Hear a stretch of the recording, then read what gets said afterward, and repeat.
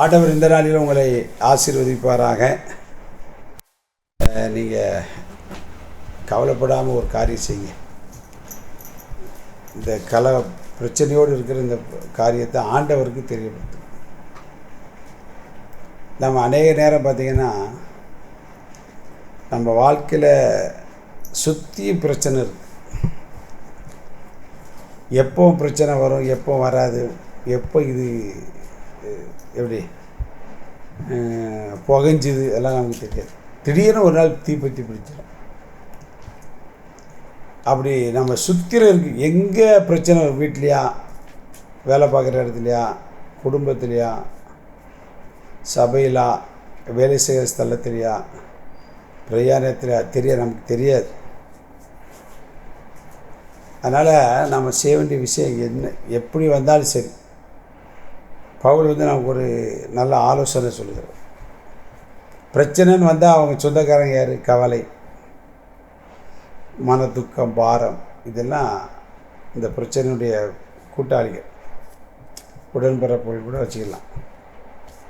அதனால தான் நம்ம பல விஷயங்களை குறித்து கவலைப்படுவோம். அப்படிலாம் கவலைப்படக்கூடாது அப்படின்னு பவுல் சொல்கிறார். அப்போ கவலைப்படக்கூடாதுன்னு என்ன தான் செய்யணும்? அதுக்கு அவரே ஆன்சர் சொல்கிறார் பாருங்கள். பிலிப்பியர் 4:6 நான் வாசிக்கிறேன்.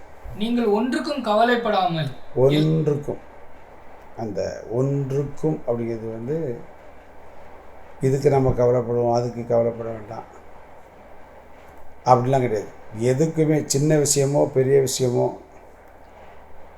அது வீட்டுக்குள்ளேயோ அல்லது தெருவிலையோ அல்லது வேலை ஸ்தலம் எங்கே இருந்தாலும் சரி, எதாக இருக்கட்டும், பெரியதாக இருந்தாலும் சிறியதாக இருந்தாலும் நீங்கள் ஒன்றுக்கு கவலைப்படாமல் எல்லாவற்றையும் குறித்து உங்கள் விண்ணப்பங்களை ஸ்தோத்திரத்தோட கூடிய ஜபத்தினாலும் வேண்டுதலினாலும் தேவனுக்கு தெரியப்படுத்துங்கள்.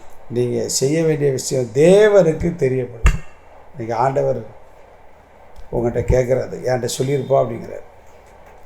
அதை தாவீது எழுதும்போது சொன்னார், கர்த்தர் மேல் பாரத்தை வைத்து விடு, அவர் உன்னை ஆதரிப்பார். எத்தனை முறை கேட்டாலும் சரி.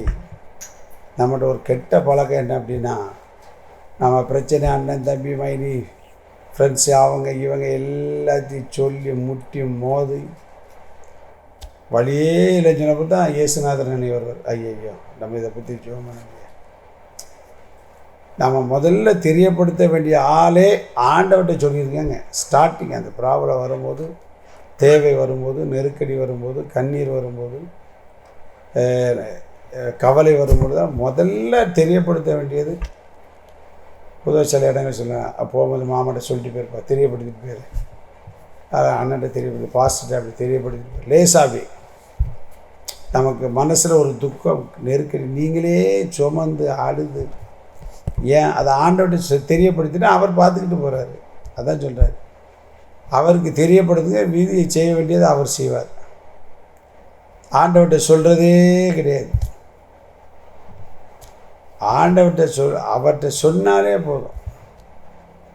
தாவீது அதை நல்லா படிச்சு, என்ன உயிர் போகிற காரியமாக இருக்கட்டுமே, ஆண்டவர்கிட்ட உடனே அவன் தெரியப்படுத்துகிற பழக்கம் அவனுக்கு எப்போதும். அதுதான் 71ஆம் சங்கீதத்தை சொன்னால், நான் எப்பொழுதும் வந்தடையத்தக்க கண்மலையாக இருக்கும். அவர்கிட்ட நான் எப்போனாலும் வருவேன். எனக்கு கவலை பிரச்சனை வந்தாலே நான் வர்ற இடம் கர்த்தருடைய சமூகம் அல்லவா. ஆசா தனக்கு விரோதமாக இந்த பிரச்சனையில் ஆண்டவர் நோக்கி தான் ஜெபம். பலமுள்ளவனுக்கு ஆகிற பலனற்றவனுக்கு ஆகிற சொல்லிட்டு சொன்ன ஒரு அருமையான வார்த்தை, மனுஷன் உண்மை மேற்கொள்ள விடாதிருந்தோம். எவ்வளோ அழகாக சொல்லியிருக்க. அவன் கர்த்தருக்குள் தன்னை மறைத்து போட. நீங்களே போட்டீங்க, சுமந்து இழைத்து திணறுதீங்க, ஆண்டருக்குள்ளே மறைஞ்சு அவர்கிட்ட தெரியப்படுத்துங்க. எல்லாத்தையும் சக்ஸஸ்ஃபுல்லாக மாற்ற. God bless you.